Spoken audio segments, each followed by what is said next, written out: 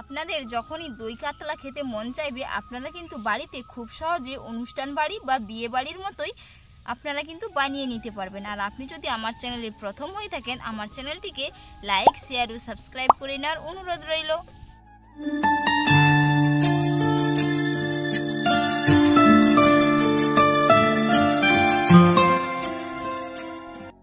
বন্ধুরা, প্রতিদিনের মতো আজকেও চলে এসেছি রান্নাঘরে। আজ আমি আপনাদের সম্পূর্ণ একটা ইউনিক রেসিপি করে দেখাবো, পুরো বিয়ে বাড়ির স্টাইলে বা কোনো অনুষ্ঠান বাড়ির স্টাইলে আজকে আমি আপনাদের দই কাতলা বানিয়ে দেখাবো।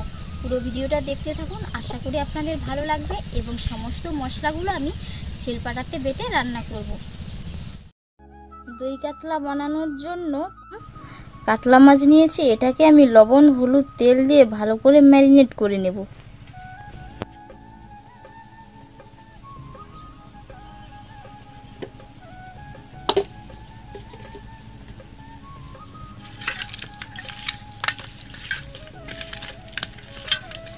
এবার আমি কড়াইতে তেল দিয়ে এগুলো ভেজে তুলে নেব।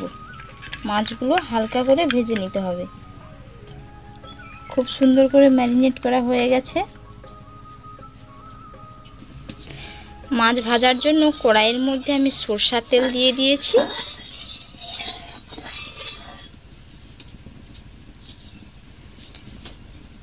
এবার আমি মাছের পিসগুলো দিয়ে দেব।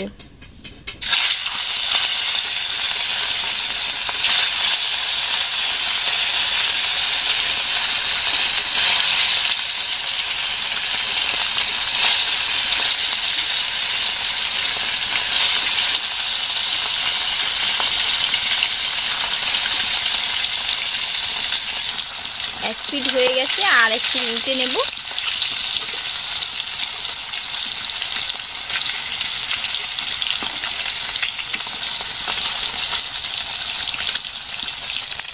মাছটাকে খুব বেশি কড়া করে ভাজবো না, হালকা করে ভেজে নেব। দু পিঠ সামান্য একটু কালার চলে এলে নামিয়ে নেব। এবার মাছগুলো আমি নামিয়ে নেব। এই যে এইরকম সামান্য একটু হালকা করে কালার চলে এসছে।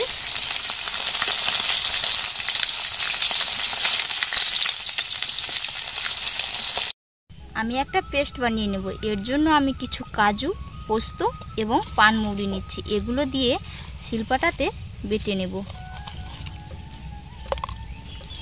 এবার আমি বেটে নেব।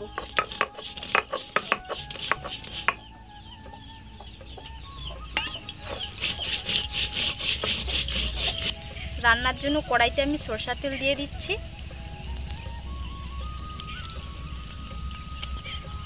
ফোড়নের জন্য দিয়ে দিচ্ছি শুকনো লঙ্কা, তেজপাতা আর দুটো এলাচ। ফোড়ন ফুটে গেছে, এর মধ্যে আমি পেঁয়াজের বাটা দিয়ে দিচ্ছি।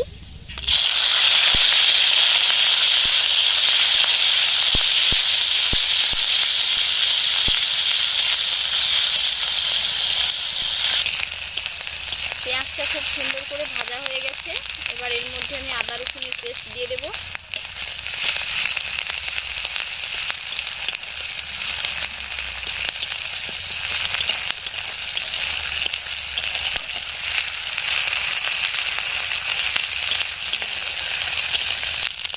হলুদের গুঁড়ো,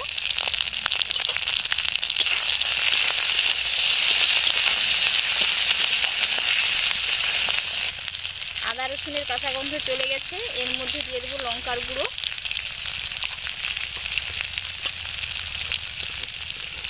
ধনের গুঁড়ো।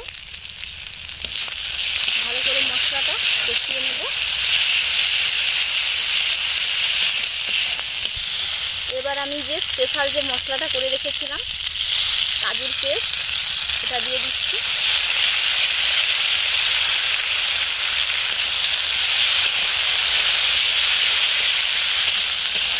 এই মশলাটা আপনারা একবার রান্নাতে দেবেন, রান্নার টেস্ট পুরো দ্বিগুণ বেড়ে যাবে।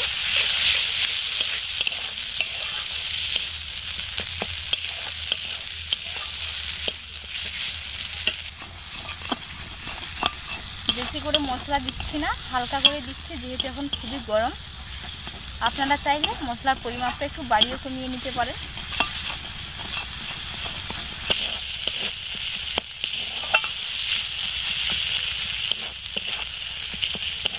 সুন্দর করে রিলিজ হয়ে গেছে। তো এর মধ্যে অল্প করে একটু জল দিয়ে দেবো। চুলার ফ্লেমটাকে এই অবস্থায় একেবারেই লোতে রাখতে হবে। মশলার জল দিচ্ছি এটা।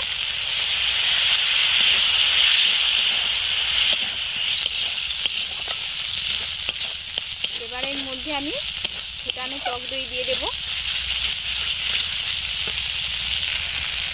যেহেতু আমি দই দিচ্ছি এর কারণে চুলার ফ্লেমটাকে একেবারেই লোতে রাখতে হবে। তো ফেটানো টক দই আমি এর মধ্যে 150 গ্রাম দিয়ে দিলাম।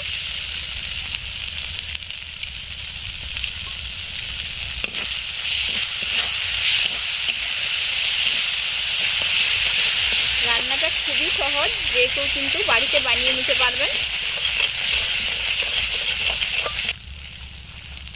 গ্রেভির মধ্যে অল্প করে একটু জল দিয়ে দিচ্ছি।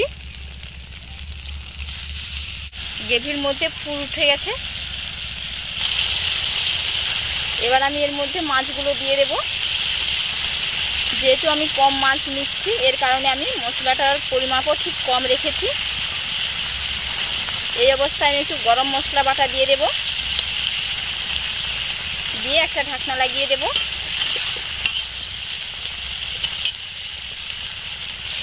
পরিমাপ মতো লবণ দিচ্ছি।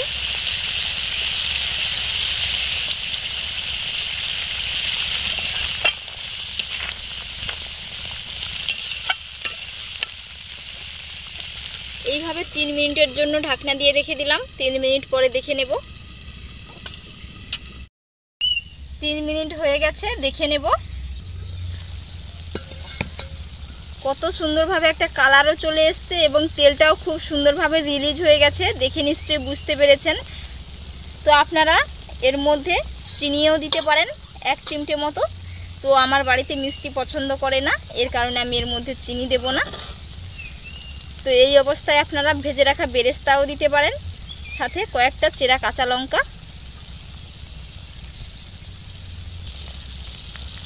এবার এটা আমি নামিয়ে নেব। প্লেটের মধ্যে রেখে আপনাদের দেখাচ্ছি। তো এই অবস্থায় আপনারা কিন্তু গরম গরম পরিবেশন করতে পারেন ভাতের সাথে, গরম ভাতের। প্লেটের মধ্যে তুলে নিয়েছি। তো দেখাচ্ছি আপনাদের কতটা সুন্দর হয়েছে। এই যে রান্নাটা কত সুন্দর হয়েছে, পুরো একেবারে গ্রেভি গ্রেভি হয়েছে। তো দই কাতলা সাধারণত কালারটা একটু এই রকমের হয়, যেহেতু দই দেওয়া হয়। দেখে নিশ্চয়ই বুঝতে পেরেছেন কতটা সুন্দর হয়েছে। তো বন্ধুরা, আজকের রেসিপি আপনাদের কেমন লাগলো অবশ্যই কিন্তু আপনারা কমেন্টে একবার জানাবেন এবং বাড়িতে এইরকম ভাবে একবার বানিয়েও খাবেন। তো আপনারা ভালো থাকবেন, সুস্থ থাকবেন। নেক্সট